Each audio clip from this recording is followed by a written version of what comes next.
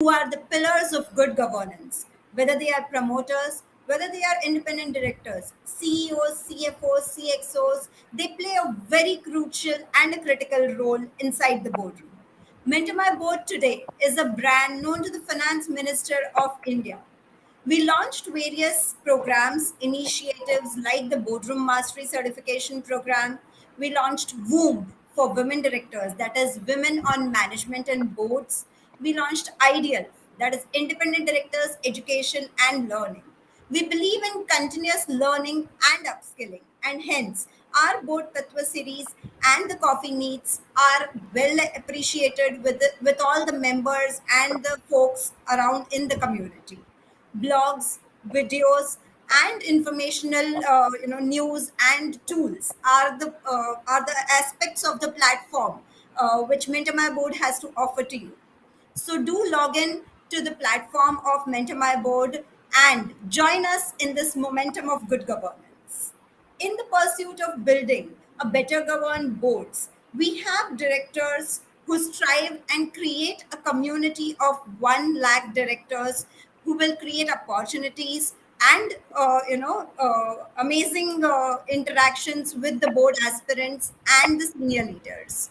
The platform of Mentor My Board acts as an enabler for us to strive and bring you all the initiatives which are driven pan India. With this sole motive, let me today take this opportunity to welcome Mr. Srinivas Rao, who will be sharing his experiences. Thank you, Mr. Srinivas Rao, for joining us today morning at this Sunday morning and sharing your experience. First of all, good morning, Neha, and thank you very much for having me on the show. Thank you. Yes. So let me give a short introduction of Mr. Srinivas Rao to the audience who is listening to us. Mr. Srinivas Rao is a serial entrepreneur with 3 decades in the information technology industry. He has co-founded August in 2008. He is a board member and part of promoter team at the Network Solutions, that is NetSol, which is acquired by IBM in 2005. Now he is building on a world-class innovation ecosystem movement at T Hub. Mr. Srinivas, your profile is sincerely very amazing, and we would love to have these discussions with you and understand from you how it has, how has your life journey been. So, if you could just describe us and share your personal journey as a serial entrepreneur as well, which would include key milestones that you would have achieved and the lessons that you would have, learned on the way. So, thank you, Neha. I think you're very kind. I've had an interesting journey, but I'm sure I look forward to this conversation over the next few minutes. So please go ahead, share your story with us, share your learnings, your findings with us, so that the audience would be eager to know about it. Sure. So I think I've been working now for 36 and a half years. Mm-hmm. Had a career actually in 3 parts. For the first 12 years, when I started working back in way back in 1987, when many in the audience may not have been around, right? And so the first 12 years I worked for other companies. Basically, I worked as a professional, and the term startup was not fashionable then, True. but pretty much in hindsight, when I reflect, the first 3 companies I worked in were all essentially what you would call startups today, right? So the first company I worked in was a software company called Sonata, which is now a mid-sized IT services company. We were actually trying to be a product company back in 1987, so it's a Okay. long way ago. Then I worked for another company called Computer Vision Labs, based out of Hyderabad, for about a couple of years. And then I worked in a company called Microland for about 7 years. And then 99 is when essentially my entrepreneurial journey began. So I had an entrepreneurial journey for about 20 years in 2 stints. The first of which was part of the promoter team at Network Solutions, also called NetSol, which is a network and systems integration company. And that company, we scaled it, and we got acquired by IBM back in 2005. And then in 2000, after I had to be in IBM for a certain period. After that, 2008 is when I started. I was just was a cybersecurity entity, and that got acquired the by the National Stock Exchange back in 2019. And True. then again had a lock in for some time. After that, I decided to do something different. So my philosophy is the first time you do something, you want to prove yourself. The second time when you do something, it's about trying to prove that the first time was not a fluke. And third time, you have to ask yourself why you are doing it. So Okay. so so so I decided to see how my experience, right, of over 32 years at that point could be potentially leveraged to help and support others. So my first stint at as moving into the entrepreneur ecosystem support role was with a company entity called GAME, Global Alliance for Mass Entrepreneurship. I was the first CEO there for about 15 months. Oh, We were trying to solve problems related to the micro, small, and medium enterprises in India. We have a large number of them, close to 60 million plus, which have lots of challenges.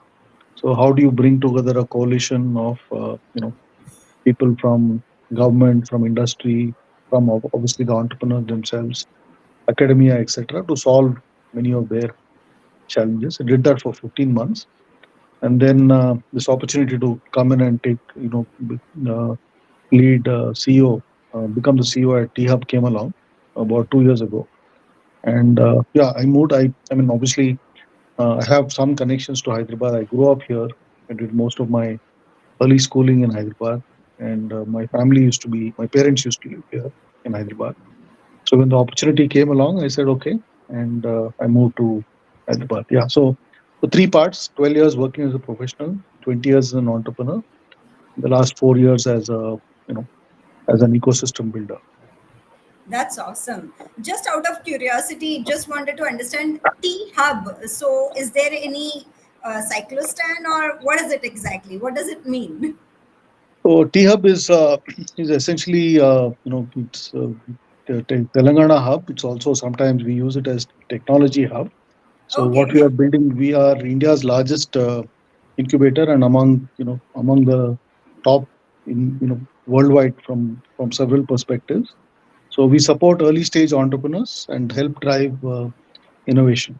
Right? So Yeah. the last 8 years at T Hub, was became an entity back in 2015, and in the last 8 years, we've supported about 1,200 plus entrepreneurs Wow. That's across multiple domains. Early stage entrepreneurs, typically uh, typically idea to pre-series A funding round is where we support. Yeah. That's awesome. So, since we have been closely associated with AIC BIMTech, which is in Noida, they are into also providing complete ecosystem to the startups. So that is where just was curious about the T Hub, the name of the institute that you're associated with. Amazing. So you said that you had a journey of one, a professional life, second having worked as an CEO, and then third as creating that kind of ecosystem. So which one is your favorite, or which you love the most? That's a hard one to answer, Neha, because it's like asking a parent who's your favorite child. Oh. Because yeah, because honestly, all three stints, right? First 12 years, and then 20 years as an entrepreneur, and the last 4 years as going back to being a professional CEO. I think that each one of them have I've liked doing whatever I've done. Uh, uh, Obviously, I guess one thing you can say in common with all three was that pretty much I like to get involved with things which are kind of very early stage, kind of in Okay. their infancy, because then you get an opportunity to kind of put your thought process, your effort being trying. It's almost like watching a how do you make a plant grow, you know. True. So, so Agreed. So it's, or in another context, almost like watching a baby grow. So, yeah, I think it's hard. I would be hard pressed to make a choice, but I think everything I learned in one thing, the first 12 years helped me when I decided to become an entrepreneur. Mhm. And the 20 years which I did as an entrepreneur now help me. That experience has been very helpful when I'm trying to build an ecosystem, because I understand what challenges an entrepreneur goes through, right? Because having lived in those shoes for 20 years, right? So that what are the issues which an entrepreneur deals with, Very true. apart from the usual stuff about building a team and getting money, getting customers, and all of that. It's also about there's a lot of how do you manage the work and life and balance, and all of those things, right? So yeah, I think it's fair to say that I've enjoyed everything. I mean, pretty much anything I do, I try to, you know, you must make the best use of the time you have to make an impact. That's important. That's really a big statement that, using your time well to make that big impact. Yes, I Yeah, agree. So, when at Mentor My Board, even we strive to create kind of a community wherein, people can come together, they can learn, network, unlearn, relearn themselves, the best practices that are there in the industry. And that is how we are trying to, grow the community of directors. So, yes, I can actually resonate when you said that, with a limited time, you try and create a bigger impact.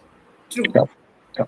So, just to come across, like, what has motivated you to co-found August?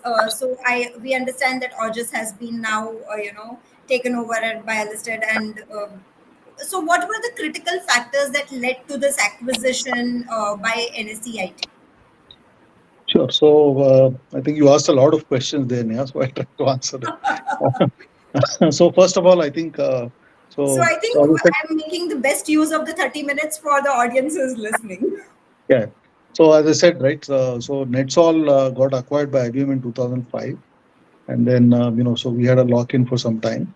So after that was over, I actually had a short stint of about 6 months at a large company which everyone knows, I guess, called Cisco. I was handling strategy and operations for India for 6 months, and it was a great, the great learning about how a large company works, and process, system, and all of that. But at the end of the day, that this entrepreneurship thing is like it's like a bug, or to use a Hindi word, it's like a kida, right? So once you get that bug, you always want to go back and do something, again. So I realized after a few months that while it was I had lots of great things happening at Cisco, and all of that, but I felt maybe I should go back and do something else. And so then one of the areas I happened to meet our first VC, a gentleman called Sudhir Sethi, who now runs a very large fund called Chirate Ventures, along with a couple of other people, TC Meenakshi Sundaram and so on. I met him, and he said we are looking to invest in uh, in a company in cybersecurity back in 2007 end. And so we had some discussions, and then finally we came to an agreement that there's an opportunity for us to build a company from ground up, right? So that's how we started Aujas. And then obviously we scaled it, went through multiple rounds of funding, and then at some point we had to provide liquidity to our early investors. So we had an option of getting, either getting acquired, right, or doing something else. And then finally, after discussion with all the relevant stakeholders, we felt NSC is a great fit for us. It's obviously a marquee name, and security is something critical to NSC, and they were keen on expanding their non-exchange business and all of that. So that finally took a while, but finally 2019 is when it happened. And yeah, and it was good building it from zero, to a company which now has more than 1,000 people working for it. When I left, it was I think about 700, about 4 years ago. But yeah, it was lots of uh, lots of very interesting takeaways about how do you build a good team, how do you ensure your own team is happy, how do you take good care of your customers, right? How do you expand into to newer locations? What should you what are the things which are good to do and what are the things you should avoid doing, mistakes you make. Very, Lots. very. Yeah, yeah, That's a very important lesson, I think, building a team and all, but what things you should not do. And if you can learn them from, seeing about others' mistakes and learn from it, it's the best way to go ahead in an entrepreneurial journey. Because if you keep on repeating the same things, then possibly you'll land up nowhere. So yes, I agree to it. So could you describe us your journey as a serial entrepreneur, which would include the key milestones and the lessons? So possibly, how was this experience as a board member, basically, which has helped you to become a part of this promoter team at NetSol, and how did this contribute to your entire growth as a person? sure. So I think one thing, right, as a when you are in a board, right? So there are two roles. Obviously, in both Netsol and Augers, I had a role as an executive, meaning I had a this thing, and I also had a role as a board member, right? So basically, running the business and as well as being on the board. So I think as a board member, your role is to be a friend, philosopher, guide, and support the company during the execution process. So be a good sounding board, right? Make sure issues around governance are in place. Making sure that the company. I mean, I have a simple test for. Somebody asked me one day, what is integrity? Integrity is about doing things. Uh, you know, where even if you are doing it alone and nobody is there to watch you, you won't feel ashamed of doing whatever you've done, right? Slightly different definition to what you'll read elsewhere, but so always do the right thing, right? I So, agree. Because if essentially, I there think, is a signal which is red and it is 12 o'clock at night where no one is watching you, and if you still follow the signal, if it is red and you stop, that is what is called integrity. Like, you are yeah, there, you are that kind of a person who could follow those rules. yeah, yeah. So I think so essentially, uh, your role is to make sure. I mean, one is the business performance monitoring and all of that, but also making sure that values, right, which are important. So values around building business in a ethical way, right? No shortcuts, no compromises on matters of integrity and so on, right? Are important, right? And being basically uh, creating an environment where you do full disclosure, there's transparency in what you're doing, no surprises, of any kind. Those are things which I think I think I must give credit to my investors, because even from day one, right? Uh, I think even when we were a very small company, right? We used to make sure that we had periodic updates, etc. We had a compliance calendar in place, etc. Right? Because a lot of times young companies tend to say, "Listen, this is too burdensome. This is True. too irksome. It's just a lot of overhead, over regulation, and it's not going to help us build our business." But reality is like it's like this, right? I mean, another analogy I use is good habits start early, right? I mean, if for example, when you're growing up, I'm sure at least in most Indian households, your parents would have tried to define a set of habits or values for you, right? True. And True. once they become ingrained in you, right, then you follow them, right, without Very true. having to think too much. Whereas suddenly, if you decide one day, you say, okay, I'll do what I want. Now suddenly you have to change because you now become, let's say, more visible, more in the public eye. That is hard, right? Very true. I think, like everything else, governance is about building a set of good habits and building it early, right? Right. Irrespective of whether you are, uh, uh, you know, 10 lakh company, 1 million, 10 crore company, 100 crore company, or 1,000 crore company, or even bigger. Very true, very true. So we had this kind of program, a boardroom mastery program that we run for the promoter directors and all.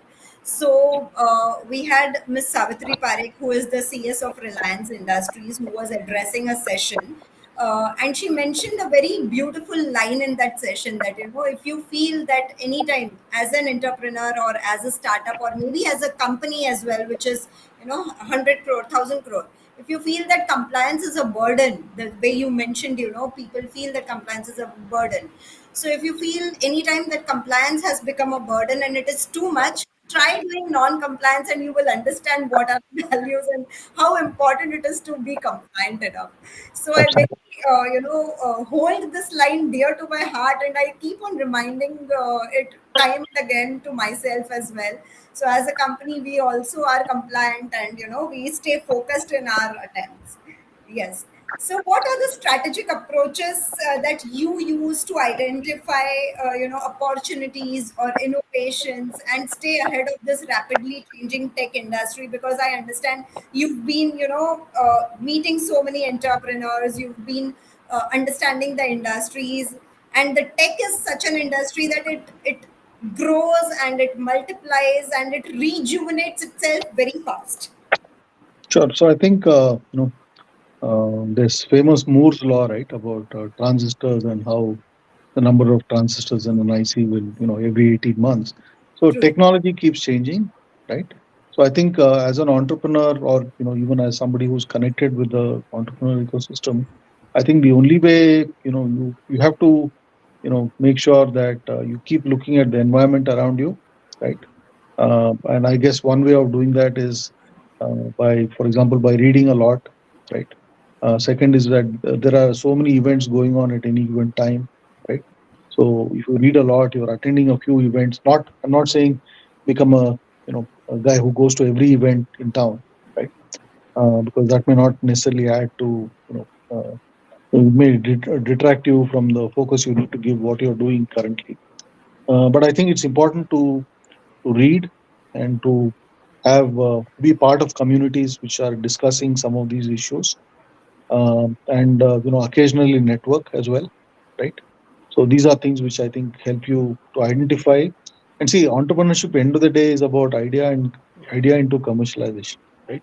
True. So your ability to find or identify, let's say, what we call white spaces where not too many other people are doing stuff, or even if they are, you can come up with a value proposition which is distinctly different, maybe technically superior, maybe more cost efficient, or maybe helping you to do things quicker, etc.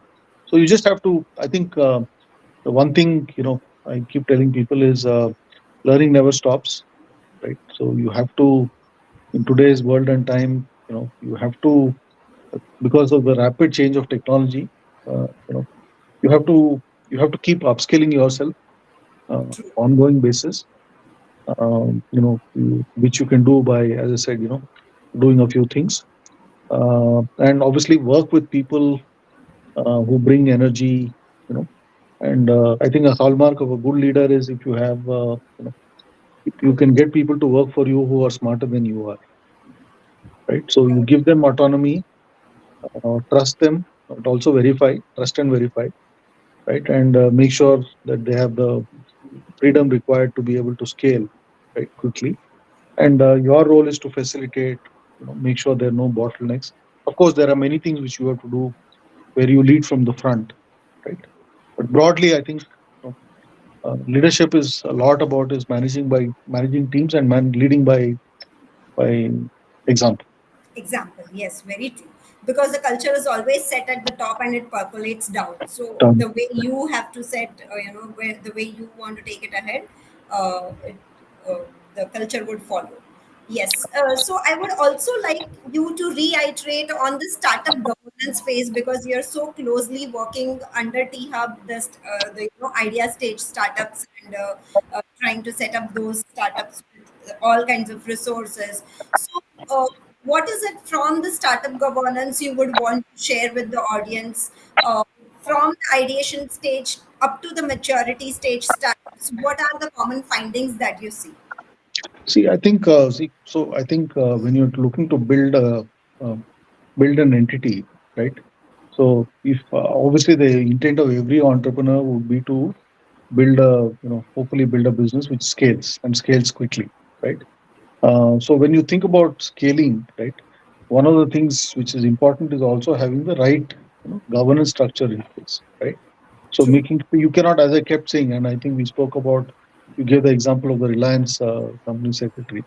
It's so appropriate. I think it's important that you start thinking about this from as early as possible, right? Ideally on the day one of starting your company, because it's like this: once you have good habits, right? Then the habits will stay with you for life, right? Very true. So you can't, it's not, compliance is not an on-off switch which you can suddenly wake up one day and say, okay, from now on I'm going to be good, right? Yes. So, because it's also two three things it does. I think compliance plays a big role.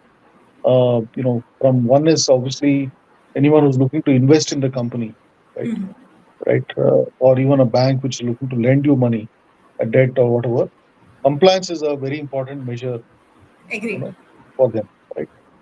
Because the last thing anyone wants to do external is to get associated with an entity where some of the practices are questionable, right? True. So I think that's one. So you have to be prepared upfront, right, to figure out how you can put robust systems in process. Some of them you can run yourself, right? Some of them there are good third parties who can help you, manage manage your whole compliance thing.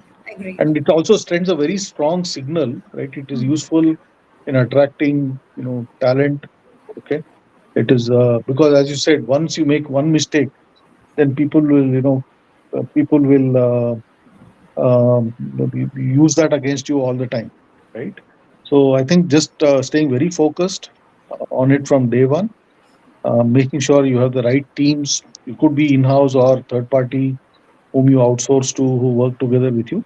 It sends a very strong signal to the people you are working with, that you are running your business on a very strong foundation of let's say ethics and compliance. True. True. Since you mentioned that there are so many startups today, and we keep on hearing about the startup failures, the funding winters, and things like that. So, what is it according to you? Is the current scenario of the startup governance or the ecosystem? See, unfortunately, what happens is there have been a few instances, well known, publicly documented, and I don't think I need to mention name here, but everybody knows that in some of these startups, because of the pressure of inflated expectations, meaning that they have probably committed, or the investor is expecting them to grow, super quickly. So sometimes they take shortcuts, sometimes knowingly, sometimes unknowingly. Right? It's not necessary that everything you hear is being done by intention. Sometimes just not being aware, becomes a challenge. So I think what's important is to say that we'll stay focused on what we are doing, yeah, and make sure that we set it up pretty much from day one. Perfect. So, just as we are talking about the investors, there are, many instances that we see investors pressurize the boards, or if I have to use that word, I'm sorry, but then there is a kind of demand from the investors as well to exit and to have that kind of manifold growth, which is acting, which actually the startups cannot take it, and possibly they drop out, or possibly there are startups who go the wrong way. So how is it that you address, or who how is it that you deal with such kind of situations? Well, I think, see, most sensible investors would recognize that they also want to have a clean book.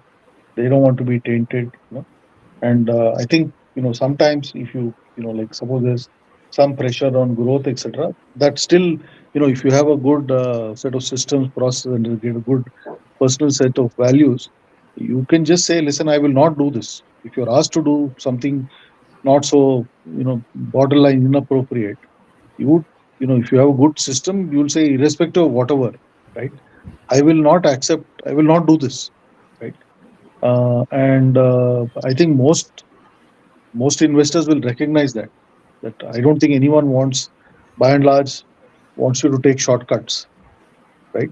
True. Because, as you know, many of those will have a habit of coming back and biting you later, right? Right. Yeah. Perfect. So thank you so much, Mr. Srinivas. It was wonderful speaking to you, and we had a lot of insights. Thank you for joining us on this Sunday morning, and have a great day. Thank you, Neha. Appreciate doing this, and wish you and your team at My Mentor Board all the very best, and of course, your entire community. Yeah. Yes, thank you. Look forward Thank to you. stay connected.